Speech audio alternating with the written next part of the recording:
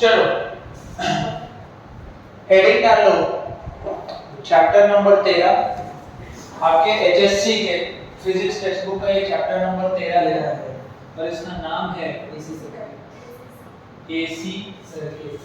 कमाल का चैप्टर है।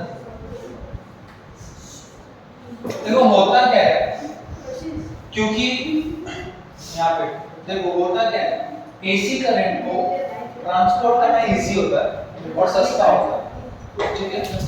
तो आपके घरों में जो आता है वो एसी होता है, आपके घरों में जो आता है वो एसी होता है। कुछ ऐसे अप्लायंसेस होते हैं जो एसी पे चलते हैं और कुछ होते हैं जो डीसी पे चलते हैं। तो जो डीसी पे चलते हैं उनको कन्वर्ट किया जाता है, मतलब एसी करंट को डीसी में कन्वर्ट किया जाता है, जो आप चैप्टर नंबर 16 में शायद देखो। यहाँ पे कैपेसिटर है, ठीक है। फिलहाल उसकी बात नहीं करेंगे, फिलहाल हम बात करेंगे ऐसे सर्किट्स की और हम लोग एसी वोल्टेज देंगे। क्या देंगे? एसी वोल्टेज, और ऑब्वियसली एसी वोल्टेज देंगे तो एसी करंट आएगा, ठीक है। और देखेंगे क्या होता है। सर्किट मतलब पहले रेजिस्टर लेंगे, क्या लेंगे? रेजिस्टर, और उसके अक्रॉस एक एसी वोल्टेज लगा देंगे। फिर एक कंडक्टर को घुमा के सोलेनॉइड बनाएंगे जिसको हम इंडक्टर भी बोलते हैं, ठीक है। उसमें एसी वोल्टेज देंगे, ठीक है। और फिर क्या करेंगे, एक कैपेसिटर लेंगे और कैपेसिटर को भी एसी वोल्टेज देंगे। उसके बाद एलसीआर, सी मतलब कैपेसिटर, आर मतलब रेजिस्टर और एल मतलब जो आपका सोलेनॉइड होता है, ठीक है। उसको हम एल से ये भी बोलते हैं, क्या?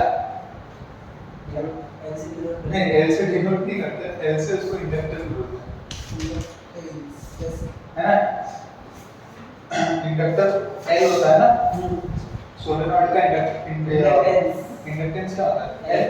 तो एलसीआर सर्किट बनाएंगे जहां पे हम तीनों को सीरीज में रखेंगे, तीनों को क्या करेंगे? सीरीज, और उसके अक्रॉस से एसी वोल्टेज देंगे। अच्छा, बात करते हैं एसी वोल्टेज क्या है।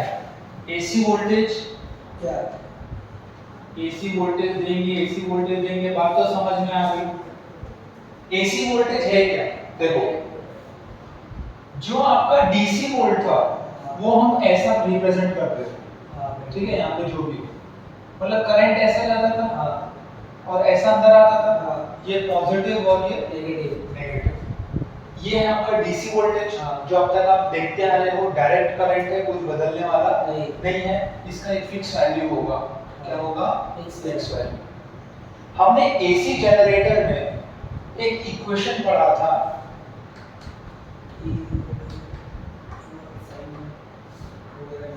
जब हम जनरेटर से अल्टरनेटिंग करंट जनरेट कर रहे थे तो उसके ईएमएफ का ये इक्वेशन आया था, जहां पे मैंने ई नॉट को पीक वैल्यू बोली थी। क्या बोली थी? Peak value. देखो पीक वैल्यू क्यों बोल रहा हूं मैं, बेसिक सा कॉमन सेंस है यहां पर। sin ओमेगा टी तो चेंज होगा, ठीक है। +1 से -1 बीच में कोई भी वैल्यू ले सकते हो। जब ये अपनी मैक्सिमम वैल्यू लेगा तो 1 होगा, तो आपका e पूरा e नॉट के बराबर। जब ये मिनिमम वैल्यू लेगा तो -1 होगा, तो e आपके -e नॉट के बराबर होगा। तो e नॉट जो है वो आपका पीक वैल्यू, आप उससे ऊपर जा नहीं सकते और -e नॉट से नीचे जा नहीं सकते, तो -e नॉट भी पीक वैल्यू हो गया, नेगेटिव डायरेक्शन। लेकिन इसका मतलब क्या है? क्या टाइम के साथ e चेंज हो रहा है? अलग-अलग टाइम पे साइन अलग-अलग वैल्यू देगा, तो अलग-अलग e आएगा। मतलब जो ईएमएफ है वो कांस्टेंट नहीं है, वो कांस्टेंट नहीं है। इसके लिए हम ऐसा सिंबल यूज करते हैं। ये कांस्टेंट है, ये फिक्स है, 5 वोल्ट मान लो। क्या मान लो? 5 वोल्ट, ये फिक्स है। अब इसको कम ज्यादा मतलब आपको अलग एक वोल्ट देना पड़ेगा, वो ठीक है, लेकिन टाइम के साथ ये बदलने वाला नहीं। ये आपका एसी वोल्टेज है। क्या है ये? AC voltage, alternate voltage. अच्छा, ये बदल रहा है एक चीज। इंटरेस्टिंग बात ये है, क्योंकि ये साइनोसोइडल कर्व है। कैसा कर्व है? साइनोसोइडल। अगर आपको याद होगा E = E0 sin omega t को मैं प्लॉट करके दिखाता हूं कैसा होगा। मैक्सिमम वैल्यू ई नॉट है और minimum value minus E not. जब t 0 था, जब t 0 था, यहाँ पे ओमेगा t लेता हूँ, क्या लेता हूँ ओमेगा टी। जब t 0 तो ओमेगा t 0, हाँ sin 0 क्या होता है 0, sin तो ये पूरी की वैल्यू 0 हो गई, हाँ 90 पे आ गए पाई बाय 2। अच्छा ओमेगा t अगर पाई बाय 2 हो गया तो sin 90 क्या होता है 1, तो e e नॉट के बराबर, हाँ बराबर yes, sir। पाई पे इधर 3 पाई बाय 2 पे इधर 2 पाई पे इधर, ये समझे क्लियर है। ये क्या है e नॉट और sin ओमेगा t, जब आप प्लॉट करोगे तो आपको e मिलेगा, क्या मिलेगा e, इसको बोलते हैं e e not sin omega.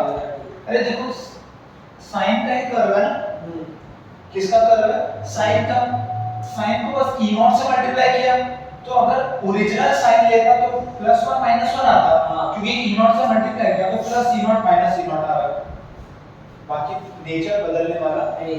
लेकिन इंटरेस्टिंग बात यह है कि यहाँ पे आप नेगेटिव पे चले जा रहे हो हाँ और यहाँ पे नेगेटिव से पॉजिटिव पॉजिटिव, मतलब इसकी पोलैरिटी चेंज हो रही है, इसकी पोलैरिटी चेंज हो रही है। अगर किसी गिवन इंस्टेंट पे ये ऐसा है तो यहाँ आने के बाद ये बदल जाएगा, पोलैरिटी चेंज हो जाएगी, मतलब करंट का डायरेक्शन भी चेंज हो जाएगा। डायरेक्शन ही बता रहा है करंट का क्या, पोलैरिटी चेंज हो जाएगा, मतलब करंट ऐसे जा रहा था फिर ऐसा होने लगेगा, फिर ऐसा ऐसा, इसको बोलते हैं अल्टरनेटिंग करंट और इसको बोलते हैं अल्टरनेटिंग वोल्टेज, समझे। ये हम लोग एसी जनरेटर में कल ही देखा था कि हम कैसे जनरेट करते हैं, वो तो हम देख चुके हैं, लेकिन E E not sin omega t आपका एसी वोल्टेज होता है, ठीक है। अच्छा एक बेसिक बात और सुन लो, अगर E E not sin omega t है तो जो I होता है, I वो होता है I not I not sin omega t plus alpha. ये लोग देख चुके हैं ना यस सर। करंट का। अगर आप ध्यान से देखो ये I नॉट उसकी पीक वैल्यू होगी, हाँ। ठीक है, sin omega t plus alpha ये भी एक एंगल ही होगा, अगेन सेम ग्राफ आएगा, कैसा ग्राफ आएगा सेम, नेचर नहीं बदलेगा, देखो पर बदलेगा क्या, क्योंकि इससे कंपेयर करो I को E से कंपेयर करो, यहाँ देखो I को E से कंपेयर करो, sin omega t plus alpha, sin omega t plus alpha, मतलब कुछ तो फेज डिफरेंस है, मतलब कुछ फेज डिफरेंस, यही हमें निकालना है अलग अलग केस में, पहले इंडक्टर लगा के, कैपेसिटर लगा के और रेजिस्टेंस लगा के अलग अलग सर्किट में देखना है, ये आपका फिक्स रहेगा, एसी वोल्टेज बदलने वाला नहीं है, इस एसी वोल्टेज के अलग अलग सर्किट में कौन सा करंट मिलता है वही हमें देखना है, ठीक है। तो एक बार L लेंगे इंडक्टर, एक बार कैपेसिटर लेंगे और एक बार रेजिस्टर लेंगे और तीनों के अक्रॉस अल्फा निकालेंगे, क्या निकालेंगे अल्फा, कि कितना फेज डिफरेंस है, अल्फा निकाल लिए, उसके बाद इन तीनों को एक ही साथ सीरीज में लगा देंगे एक बड़ा सर्किट, फिर देखेंगे कि क्या अल्फा है, ये आपको फिक्स रहना है, ये बदलने वाला नहीं है, अल्फा ढूंढना हमारा टास्क है, ठीक है, यहाँ तक कोई दिक्कत। और अल्फा है क्या, phase difference between E and I, alpha is phase difference between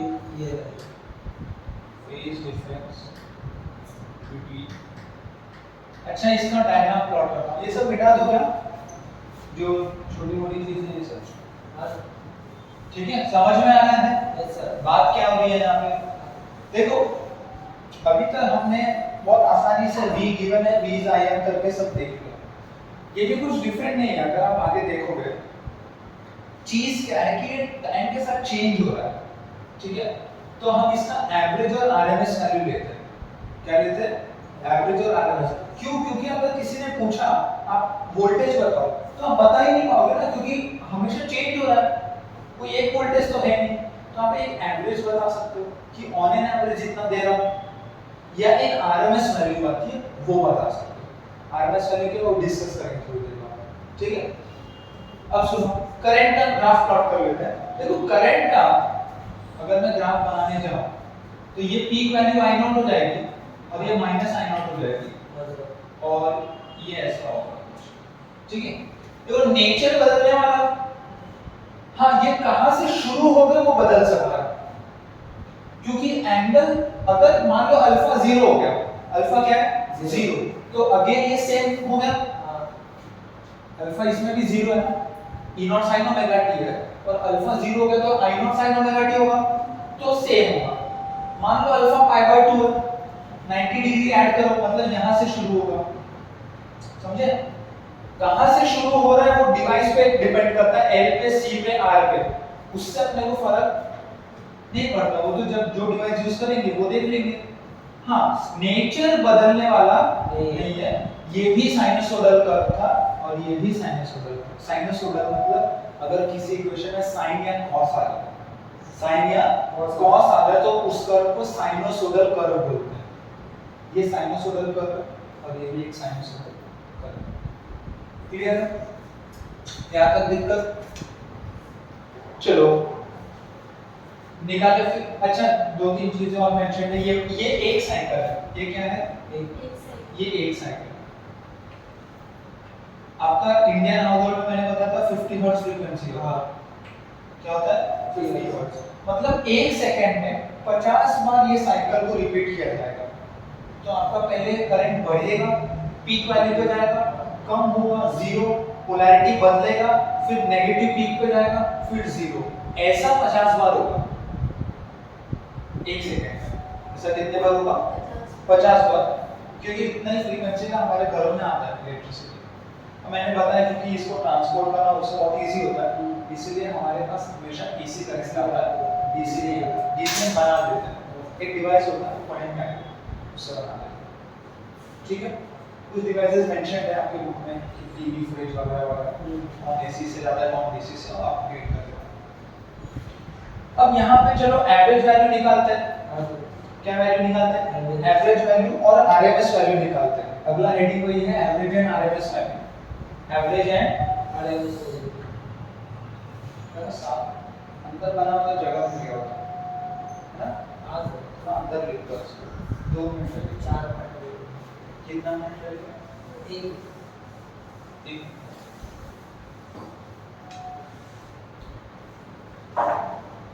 यहाँ पे क्या लिख दूं? I is equal to I not sine omega T plus alpha, आना बोले कोई दिक्कत?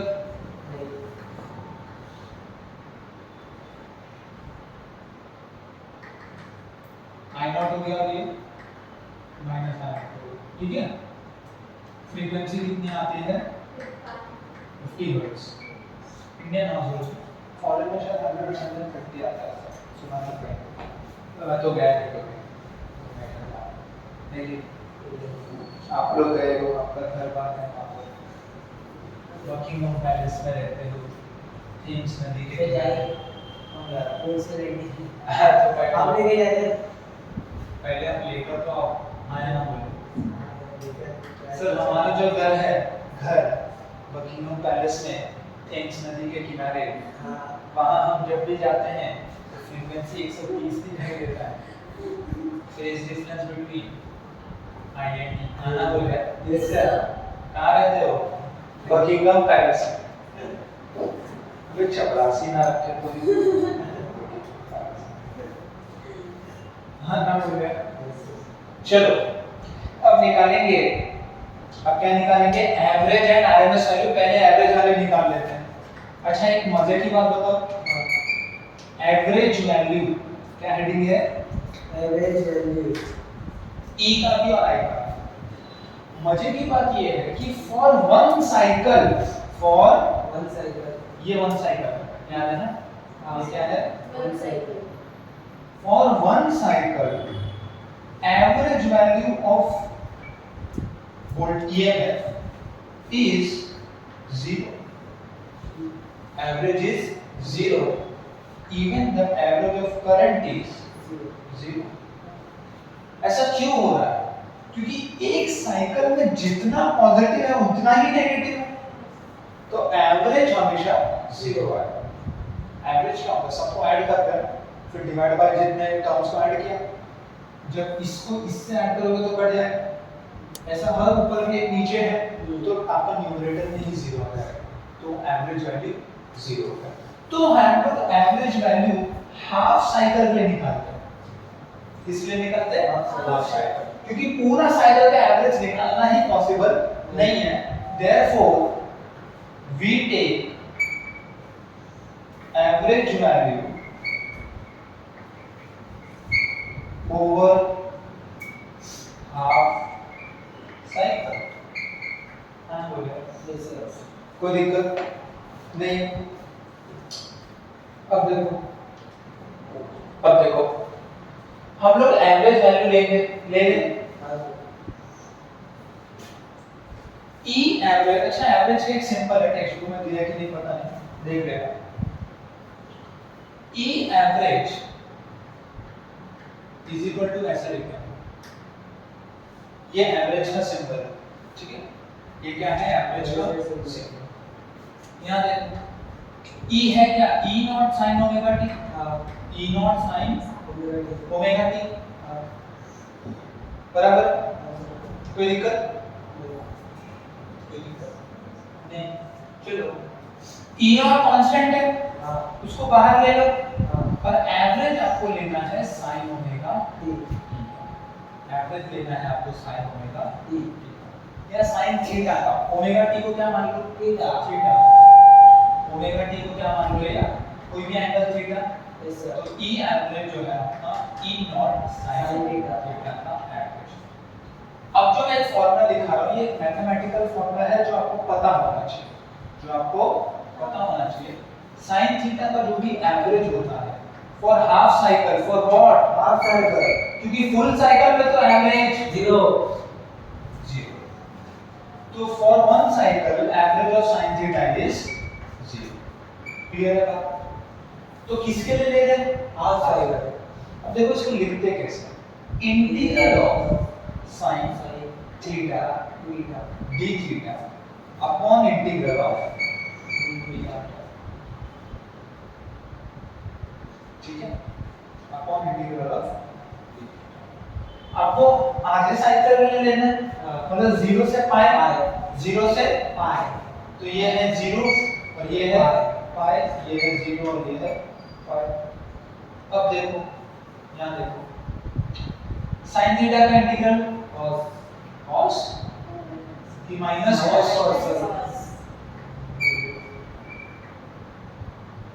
from 0 to pi upon theta from 0 to pi।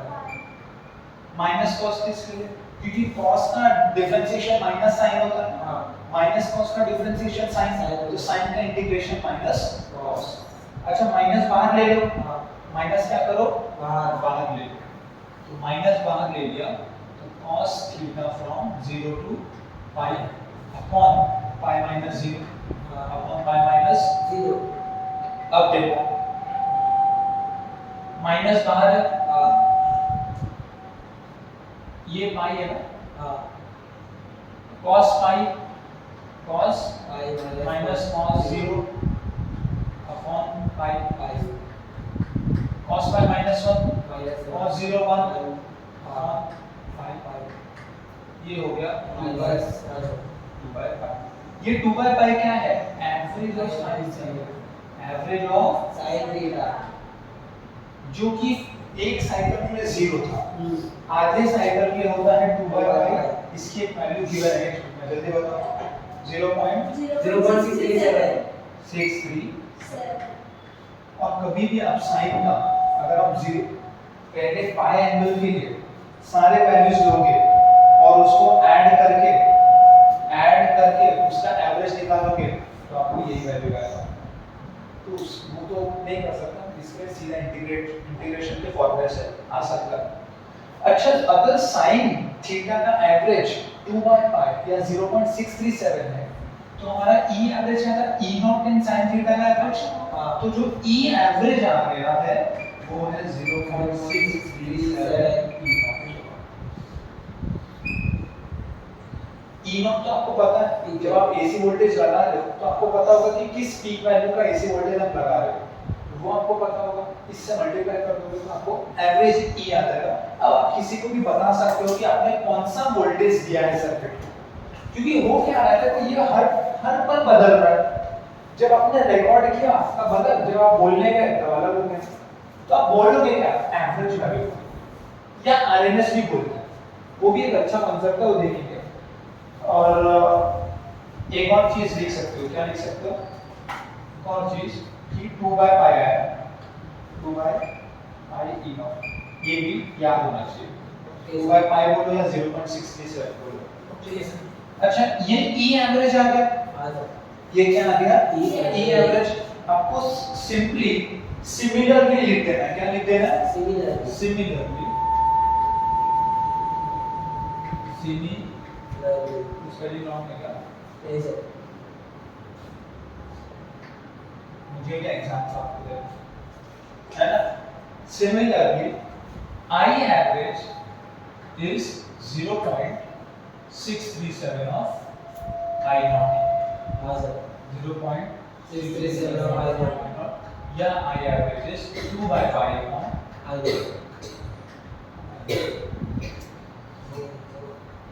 Clear है? हाँ। तो ये आपका क्या है, एवरेज वैल्यू, ये आपका क्या है, एवरेज वैल्यू। ये आपको समझो? हाँ सर। एसी सर्किट में एसी वोल्टेज लगेगा, E = E not sin omega t।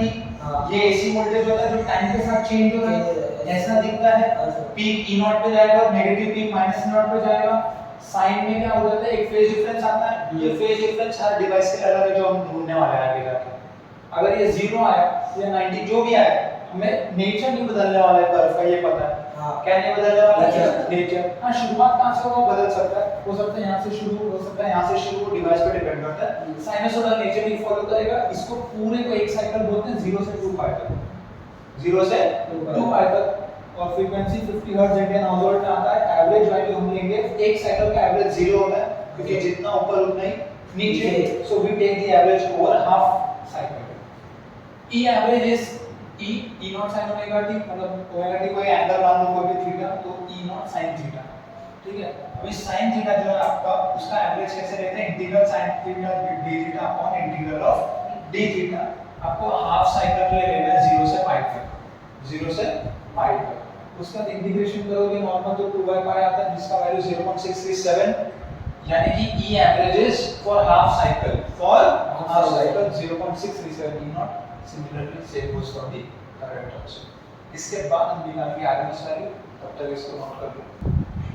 RMS value कौन सी वैल्यू, RMS। अच्छा, इसका फुल फॉर्म क्या है, root mean square, root mean. इसका कॉन्सेप्ट समझो पहले, थोड़ा सा फील ले लो, बाकी तो मैथमेटिक्स कोई डिफिकल्ट बात नहीं, ठीक है। देखो इसको निकालते हैं। इसका फंडा सिंपल है। इसका फंडा क्या है, सिंपल। तो प्रॉब्लम ये हो रहा था कि आपका जो एवरेज वैल्यू है, चाहे वोल्टेज हो चाहे करंट हो, एक साइकिल में एवरेज वैल्यू 0 जा रहा है, ठीक है। क्यों, क्योंकि प्लस और माइनस ऐड होकर 0 जा रहा था। हमें ऐसी क्वांटिटी चाहिए थी जो करंट के डायरेक्शन पे डिपेंड ना करे, और वो क्वांटिटी हमें मिल गई।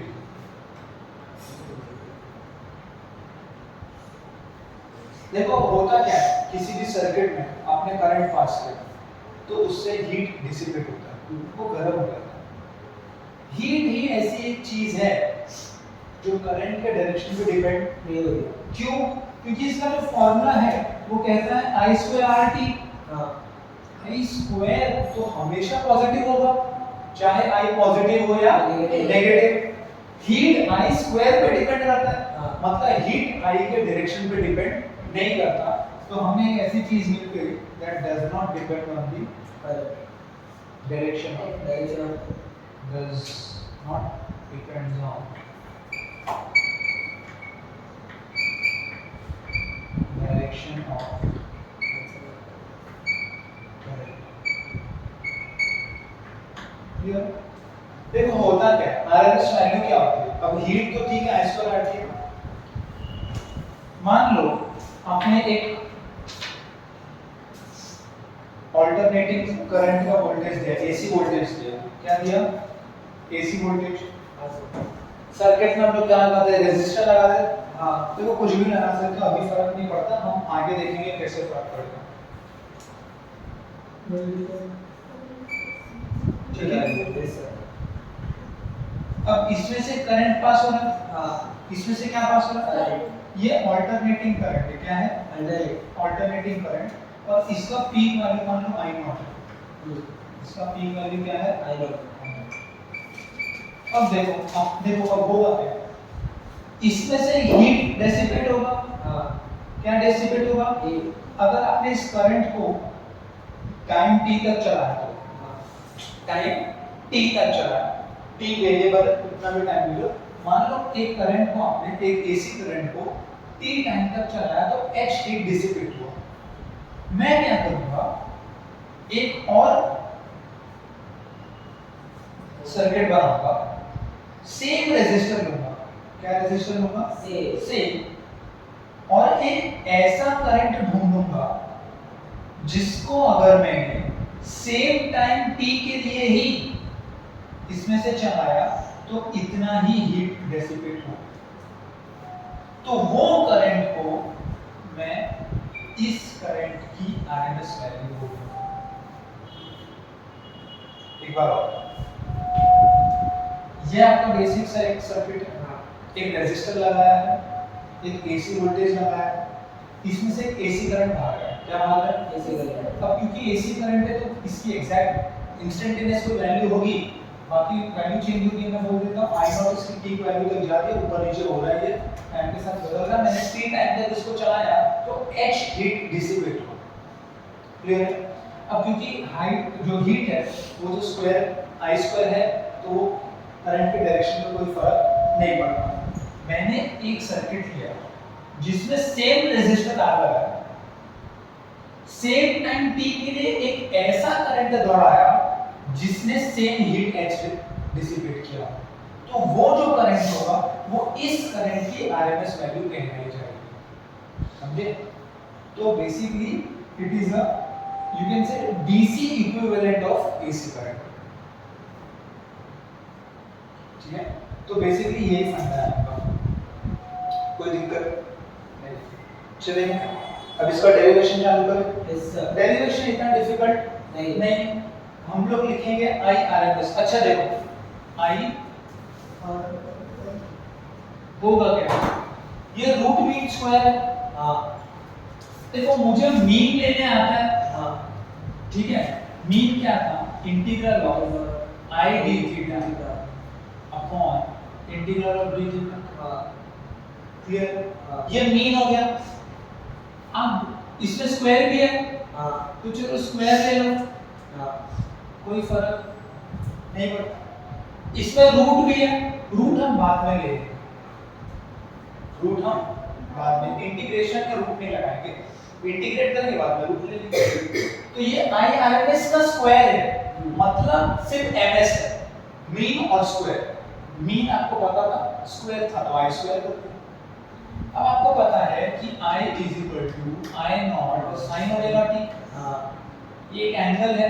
हां, इसको ले लो I equal to I not sin theta, where theta is omega t, time के साथ चेंज होगा, ठीक है। इसी करके मैंने d थीटा लिया ना, d थीटा टाइम के साथ चेंज होगा। अब देखो इसको सॉल्व कैसे करते हैं, इंटीग्रेशन आता है। हां, I स्क्वायर को I not square sin square theta d theta ले लिया upon integral of d theta.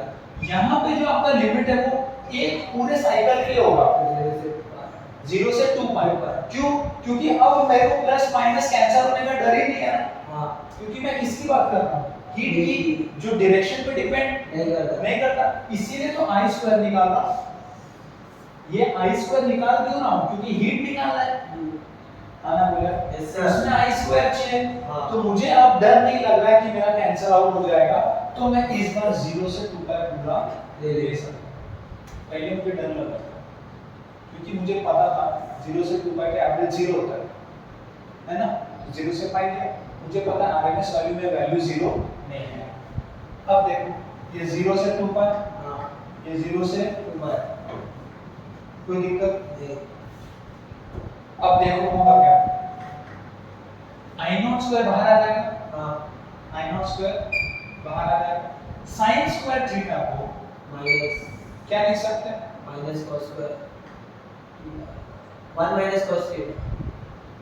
cos 2 theta के टर्म में सोचो, जब भी स्क्वायर देखो इंटीग्रेशन में तो 2 थीटा के टर्म में सोचो, 1 minus cos 2 theta upon 2 d theta upon theta from 0 से 2 ये नहीं समझा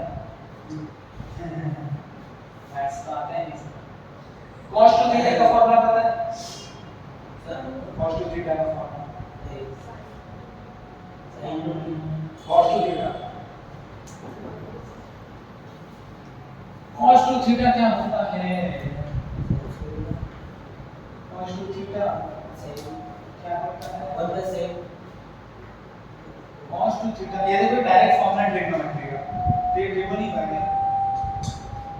देखो cos 2 थीटा क्या होता है? cos a plus b क्या होता है? cos a cos b minus sin a minus है sin b, तो cos square theta minus sin square theta हाँ 0 आना बोले। Yes sir cos square theta को आप लिख दो 1 minus sin square theta minus sin square theta, ये हो गया 1 माइनस 2 sin स्क्वायर थीटा, क्या आ गया cos 2 थीटा, इसको यहाँ ले लो इसको यहाँ ले लो, तो 2 sin theta 2 sin square theta आ गया 1 माइनस cos 2 थीटा, तो sin स्क्वायर थीटा आ गया 1 माइनस cos 2 थीटा बाय 2 आना बोले। हाँ बेसिक देखो क्या है ये, यहाँ देखो cos 2 थीटा क्या होता है? cos square theta minus sin square theta, क्योंकि cos a plus b क्या होता है? cos a cos b minus sin a sin b, नहीं होता। cos a plus b क्या होता है? cos a cos b minus sin a sin b, यहाँ पे a और b दोनों इक्वल है 2 थीटा दिया, तो cos square theta minus sin square theta, cos square theta को 1 माइनस sin स्क्वायर थीटा लिखा, ये हो गया 1 माइनस 2 sin स्क्वायर थीटा, इसको इधर लो इसको इधर लो, तो 2 sin स्क्वायर थीटा हो जाएगा 1 minus cos 2 theta, 1 minus cos 2 theta.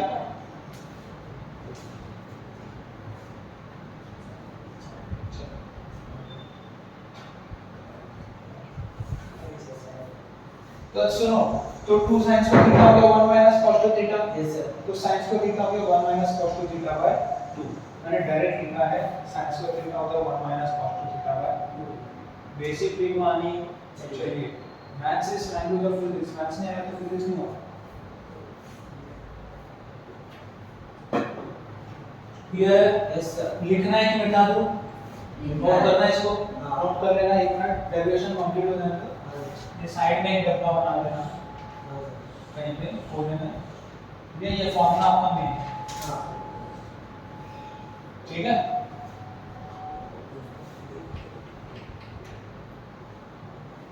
चलो आगे बढ़ते हैं, कहाँ बढ़ते हैं? आगे चलो इंटीग्रेट करो, अब मुश्किल काम तो मैंने कर दिया, हाँ आगे हम सर ये भी आपको ही करना पड़ेगा, सर कोई बात नहीं, कोई बात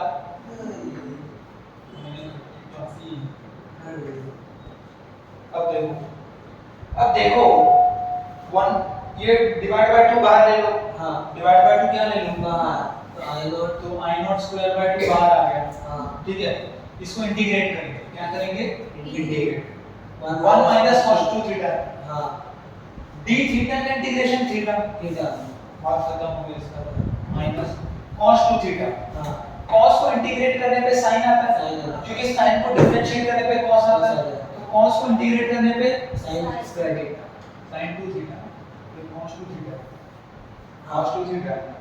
लेकिन अगर ये सिर्फ cos थीटा होता तो मैं सिर्फ sin थीटा लिखता, हाँ यहाँ पे थीटा के साथ एक टर्म है और इंटीग्रेशन का रूल है कि आपको उससे डिवाइड करना चाहिए चाहिए, ये इंटीग्रेशन का रूल है, नहीं पता, नहीं पता, मुझे पता है आप बहुत होशियार है इसीलिए आपको ये पता ये ये है 0 से 2 पाई, 0 से 2 पर कितना रट्टा मारोगे? हाँ एग्जाम में देखते हैं कितना आ रहा है। Theta 2 pi minus 0 minus 0। ठीक है। हाँ सर। इसका आंसर आएगा I R M S square is equal to I nought square by 2, ऐसे ही होगा। हाँ I nought square by 2 divide by 2 pi, divide by 2 pi. अब इसमें 2 पाई डाल दो। हाँ। तो 2 पाई माइनस sin 2 थीटा है ना, हाँ। प्लस sin 4 पाई होल अपॉन 2। ठीक है। हाँ। ये हो गया एक टर्म। हाँ -0 माइनस दूसरा टर्म 0 ना डालो तो 0 माइनस sin 0 बाय 2। क्लियर है। हाँ। ये हो गया I nought square by 4 pi. Clear है। ये सिट्टी बिट्टी गुल्लो है ना तुम्हारी, 2 नीचे आया ना। हाँ सर समझा।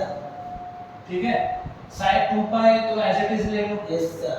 sin 4 का 0, 0 ये तो पूरा टर्म ही 0। 0। क्लियर है। Yes sir. ये 2 पाई बचा। हाँ। तो क्या आया, ये I 2 not- पाई बचा ना। हाँ। तो आई, अब देखो आई आरएमएस का स्क्वायर आई नॉट स्क्वायर 2 पाई पाई से pi cancel, cancel, divide by 2, 2। यानी कि जो आई आरएमएस होता है वो पीक वैल्यू डिवाइड बाय 2। होगा। कैसे आया, यस। ये स्क्वायर है, ये स्क्वायर, स्क्वायर रूट लिया तो आई अपॉन रूट 2।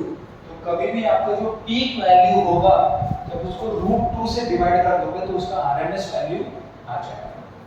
सिमिलरली करके लिखना है, क्या करके लिखना है, सिमिलरली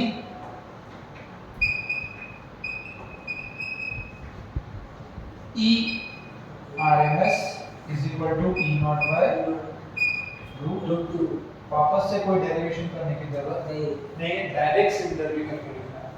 और सर इसकी वैल्यू 0.707 क्या है, 0.707 1 बाय रूट 2। अरे आई नॉट तो अलग अलग होगा ना, अच्छा। तो नहीं पता।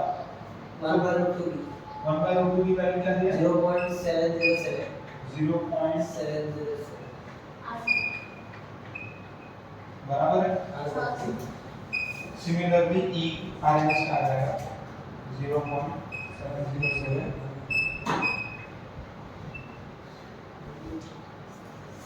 इसको आपको क्या करना है पता है, इसको आपको क्या करना है, नोट करना। अब एक छोटा सा पार्ट, उसके बाद एक इंपॉर्टेंट पार्ट आएगा। पहले एक छोटा सा पार्ट देख लेते जो रह गया इसका, फिर एक मस्त इंपॉर्टेंट फेजर का डायग्राम देखेंगे क्या होता है, और उसके बाद शुरू कर देंगे अलग अलग सर्किट में एसी वोल्टेज दिखाना, जो इस चैप्टर का पर्पस। अभी सब इंट्रोडक्शन चल रहा है, बेसिक से। हीट क्या होता है, heat is I square R T. यहाँ पे हो जाएगा I R M S square R into T. Time period क्या होता है, 2 पाई बाय ओमेगा। हाँ। टी क्या होता है, 2 पाई बाय ओमेगा। तो हीट जो है वो हो जाएगा आई आर एम एस का square into R into 2 2 pi pi. By omega.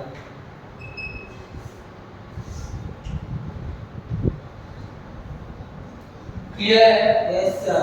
Clear, clear. क्या है ये, क्लियर। क्लियर। अब देखो आते हैं सबसे इंपॉर्टेंट फेजर के ऊपर। फेजर, इसके ऊपर phasor, P H A S O R, phasor. एक होता है फेजर डायग्राम। क्या होता है, फेजर डायग्राम। फेजर होता क्या, आसान शब्दों में बता रहा हूं, फिर एक लाइन डेफिनेशन भी लिख देना। अगर कोई भी क्वांटिटी, कोई भी, चाहे वेक्टर हो चाहे ना हो, वो टाइम के साथ साइनसोइडल नेचर रखता है, कोई भी क्वांटिटी का नेचर साइनसोइडल है टाइम के साथ, तो हम उसको एक फेजर वेक्टर के थ्रू रिप्रेजेंट कर सकते हैं। क्लियर, हम उसका एक वेक्टर बना सकते हैं, चाहे वो पहले क्वांटिटी खुद में वेक्टर हो या ना हो। ना। तो वेक्टर क्वांटिटी एक बड़ी इंटरेस्टिंग क्वांटिटी है। करंट का डायरेक्शन होता है, मैग्नीट्यूड होता है, पर वो वेक्टर नहीं है। पर वो वेक्टर आई बार लिखा ही नहीं जा, होता ही नहीं, क्योंकि वेक्टर होने के लिए सिर्फ मैग्नीट्यूड और डायरेक्शन होना ही जरूरी नहीं है। ये मिनिमम कंडीशन है। एक कंडीशन और है जो अक्सर पढ़ाया, एक कंडीशन ये भी है कि जो वेक्टर क्वांटिटी होगा वो हमेशा वेक्टर लॉ ऑफ एडिशन को ओबे करेगा। करंट में अच्छा ध्यान से सुनना, ये मान लो 2 है, ये 3 है, ये मान लो ये 3 है और ये 4 है, तो वेक्टर लॉ ऑफ एडिशन ये 5 देगा। कितना देगा? 5। ये 3 है और यहाँ से 4 है, तो वेक्टर लॉ 7 देगा। ये 3 है और ये 4 है, तो वेक्टर लॉ 1 देगा इस डायरेक्शन में। या ये 3 है और समझो यहीं से 4 है, तो आपको जो भी आंसर आएगा, मतलब 3 और 4 को जब अलग अलग एंगल पे रख के ऐड किया तो अलग अलग वैल्यू आई। ये है वेक्टर लॉ ऑफ एडिशन। उसमें एंगल भी मायने। करंट को यहाँ से 2 एम्पियर, यहाँ से 3, यहाँ पे कितना जाएगा? 5। चाहे 2 ऐसा रखो, ऐसा रखो, ऐसा, वायर के एंगल से कभी हमें फर्क पड़ा ही नहीं, क्योंकि current vector law of addition को ओबे नहीं करता। ये सिंपली स्केलर कैसे ऐड हो जाता है। इसके लिए इसके पास डायरेक्शन भी है और मैग्नीट्यूड भी, फिर भी ये वेक्टर नहीं है। ऐसे बहुत सारे क्वांटिटीज जिनके पास मैग्नीट्यूड है और डायरेक्शन भी है पर वो वेक्टर नहीं है। अक्सर क्या पढ़ाया जाता है, जिसके पास डायरेक्शन और मैग्नीट्यूड वो वेक्टर। ये आधा सच है। ये क्या है? तीसरा compulsory requirement for any physical quantity to be a vector quantity is it should obey vector law of addition. ये एक कंपल्सरी रिक्वायरमेंट है। Vector law of addition obey नहीं हो रहा है तो वो वेक्टर नहीं है, भले उसका डायरेक्शन होना या ना हो। वैसे ही हम क्या करेंगे, करंट हमें पता चल गया कि डायरेक्शन है पर वेक्टर नहीं है, फिर भी हम फेजर वेक्टर के थ्रू उसको रिप्रेजेंट कर सकते हैं। फेजर वेक्टर के थ्रू उसको रिप्रेजेंट कर सकते हैं। क्यों? क्योंकि एसी सर्किट में जो करंट बह रहा है वो टाइम के साथ साइनसोइडल नेचर रखता है। टाइम के साथ कैसा नेचर रखता है? फेजर का एक कंपल्सरी रूल है कि उसी के लिए बनाया जाएगा जो टाइम के साथ साइनसोइडली वेरी करेगा। साइनसोइडल मतलब साइन होना चाहिए या तो कॉस होना चाहिए, कॉस या तो sign. I is equal to I naught sin omega t plus phi, या I naught sin omega theta, I naught sin theta, बराबर। तो साइन है, टाइम के साथ साइनसोइडल है, तो उसका फेजर वेक्टर बना सकते हैं। ये एक्चुअली एक रोटेटिंग वेक्टर होता है। कैसा वेक्टर होता है? मतलब वो वेक्टर है, आप उसको रोटेट कर सकते हैं। ठीक है, अभी डेफिनेशन दिखाता हूं। इसका डेफिनेशन है rotating vector that represents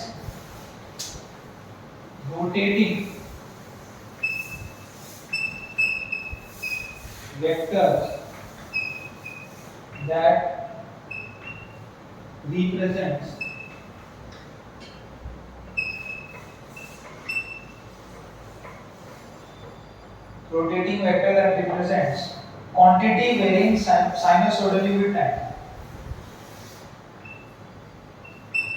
Quantity varying sinusoidally, sinusoidally,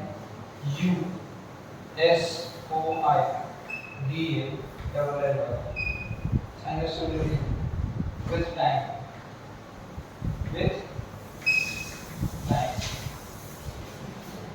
its diagram is called phasor diagram.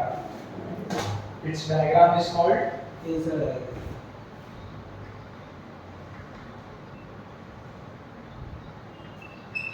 Its diagram is called phasor diagram.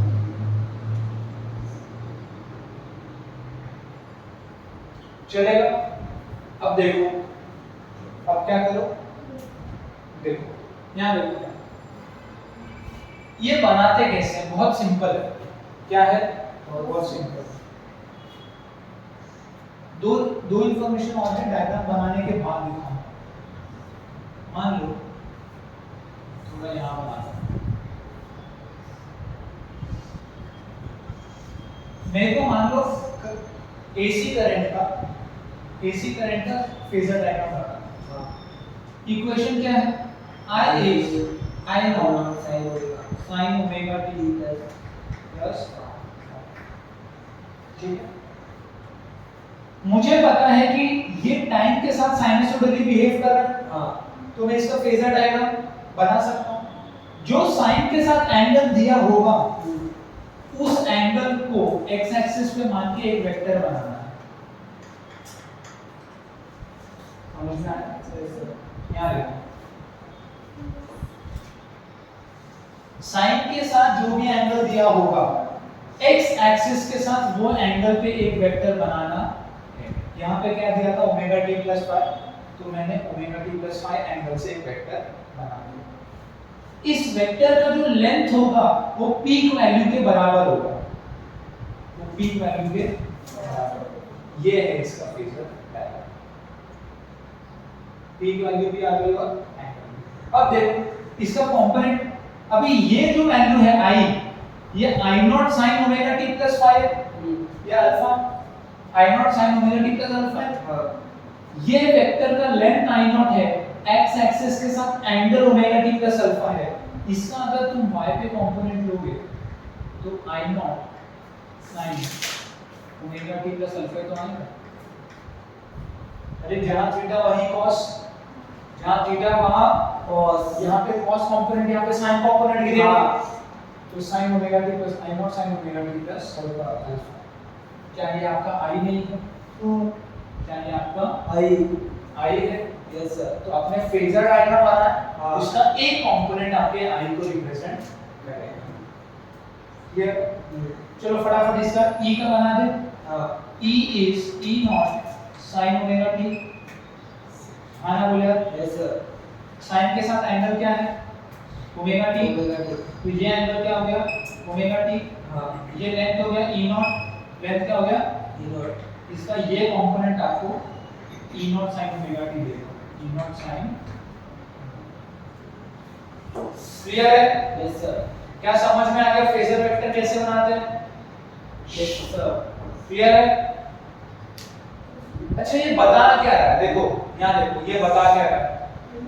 मैंने बोला कि ये रोटेटिंग वेक्टर है। ये क्या है? जैसे जैसे टाइम चेंज होगा एंगल चेंज होगा ना, टाइम बदल रहा है, टाइम क्या हो रहा है? बदल जाएगा। तो ये एंगल भी चेंज हो रहा है। तो जैसे जैसे एंगल चेंज हो रहा होगा ये वेक्टर घूमेगा, वेक्टर घूम रहा है, टाइम बढ़ रहा है तो एंगल भी बढ़ रहा है ना। घूम घूम घूम घूम घूम क्या है? अगर आप ध्यान से देखो तो e e not sin omega t का ग्राफ ऐसा था। ये किसका ग्राफ है? बराबर। ये वैल्यू e नॉट की और ये वैल्यू माइनस e नॉट, बराबर। अगर आप फेजर डायग्राम देखो, ये आपका ओमेगा t है और ये आपका e नॉट है। ई नॉट। ये आपका e है ना? Yes sir. ये वाला कंपोनेंट जो इसमें से किसी एक पॉइंट को रिप्रेजेंट कर रहा होगा। फिर जैसे टाइम बढ़ा तो ये ऐसा आया होगा। फिर ये इधर आया। फिर ये ऐसा आया, फिर इधर आया। फिर ऐसा आया, इधर आया, फिर इधर आया। इधर। ये प्लस ई नॉट, ये क्या है? Plus E plus not. E not. फिर ऐसा ये घूमेगा। हाँ सर। ऐसा ही क्या होगा? ये घूमेगा, आपको नीचे वैल्यू आएंगी। आधा साइकिल कंप्लीट। फिर ऊपर जाओगे, फिर यहाँ पे आओगे तो एक साइकिल कंप्लीट। मतलब इस पूरे कर्व को आपने एक रोटेटिंग वेक्टर से रिप्लेस कर दिया। देखो ये वैल्यूज क्या है? ये e की वैल्यू है ना, ये e है, दूसरा e, तीसरा e, मैक्सिमम e नॉट। तो ये जो लाइन है ये e की पूरी वैल्यू को बता रहा है। तो आपको ये जो पूरा कर्व है उसकी जगह आपने एक वेक्टर लिया जिसको रोटेट करके आपको ये पूरा कर्व मिल जाएगा। तो आपने इसको इससे रिप्लेस कर दिया। यही है काम फेजर डायग्राम। ये किसका काम है? फेजर। अब हम शुरू करेंगे कि सर्किट में, अलग अलग सर्किट में अगर एसी वोल्टेज दिया जाए, एसी ईएमएफ दिया जाए तो क्या एसी करंट आएगा। अब हम बनाएंगे, हम करेंगे क्या, एक सर्किट लेंगे, उसका ई तो पता है, e equal to E nought sin omega t, I निकालेंगे, उसका अल्फा निकालेंगे, उसको ग्राफ में ऐसे प्लॉट करेंगे, फिर उसका फेजर डायग्राम भी बनाएंगे, फिर उसका रेजिस्टेंस निकालेंगे। ये सब में रिपीट होगा, इतना नोट करो। इतना क्या कर लो। नो, एक चीज और लिख देना, length of vector is is peak value. Length of vector is peak value. हाँ लिखो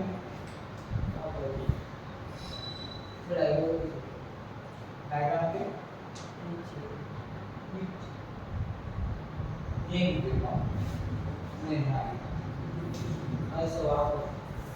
जो लेंथ ऑफ वेक्टर है क्या है लेंथ ऑफ वेक्टर वो क्या रिप्रेजेंट करता है पीक वैल्यू आना बोले वो क्या रिप्रेजेंट करता है peak value. पीक वैल्यू और angle with x axis phase angle बताता है angle with x axis Phase angle.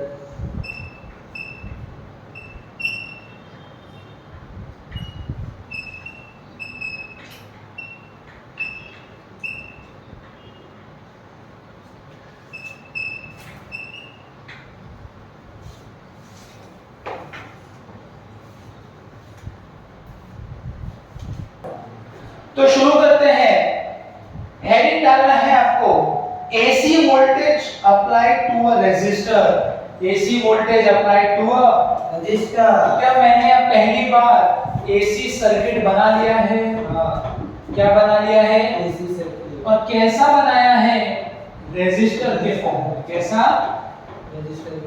So AC voltage Voltage. applied to resistor heading क्या दिया है AC voltage applied to Resistor. a resistor to a R बोलो क्या बोलो R. Applied to a resistor R मतलब कि मेरे पास एक रेजिस्टर है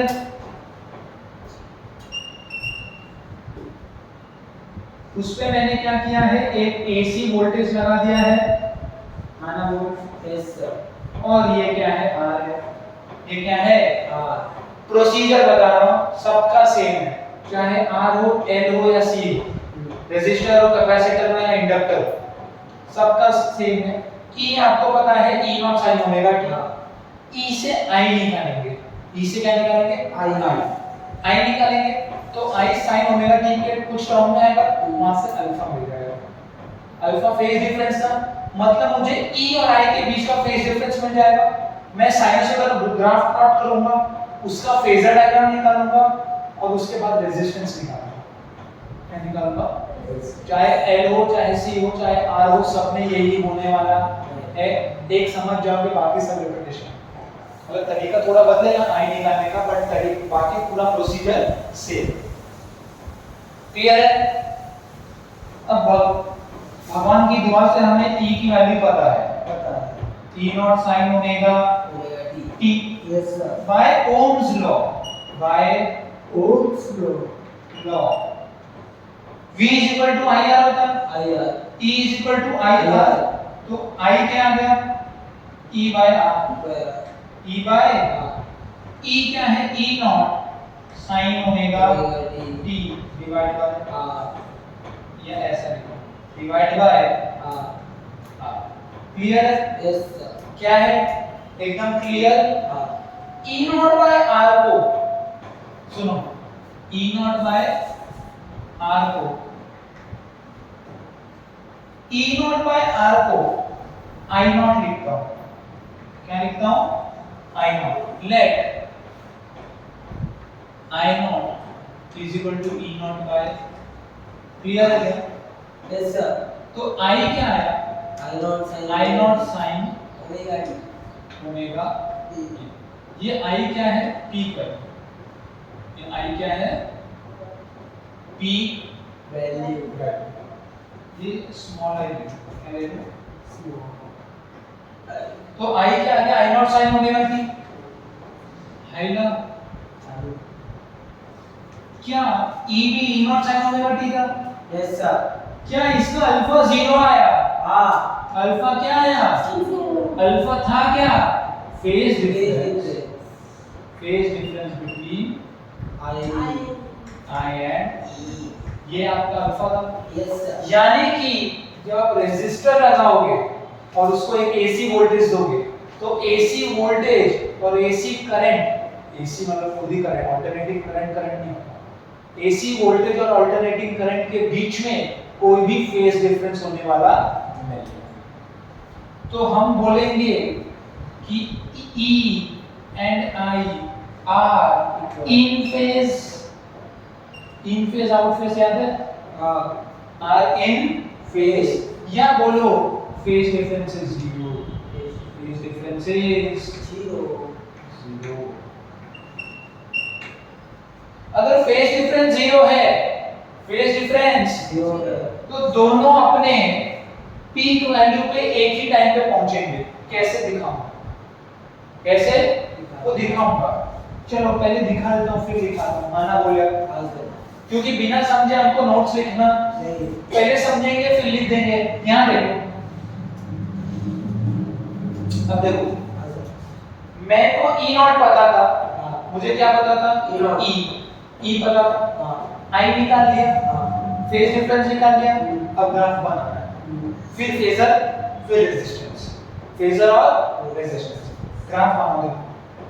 मान लो पहले E का ग्राफ बनाओ, ठीक है? तो ये E नॉट है और ये माइनस E नॉट, तो ये 0 से 0 ये हो गया आपका पाई, ठीक है? पाई/2 ये हो गया 2 पाई, ठीक है? याद देखो ये हो गया E is equal to E not sine omega. अब देखो मैं क्या कर रहा हूँ, मुझे I नॉट को प्लॉट करना है।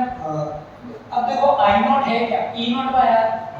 अगर R 1 से बड़ा तो I नॉट E नॉट से छोटा, अगर R 1 से छोटा तो I नॉट E नॉट से बड़ा, और अगर R 1 तो I नॉट E नॉट बराबर।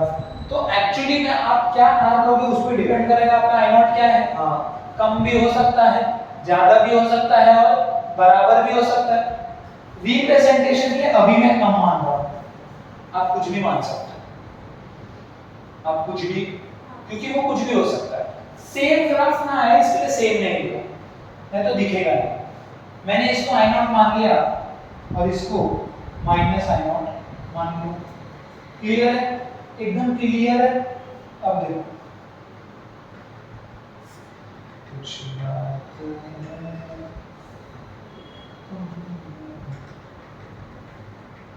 लाइन खींच रहा हूं ताकि कोई दिक्कत नहीं।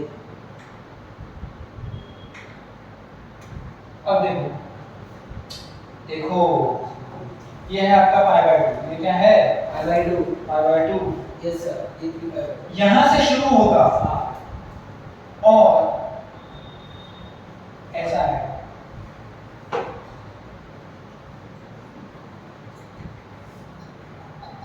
समझे? समझे?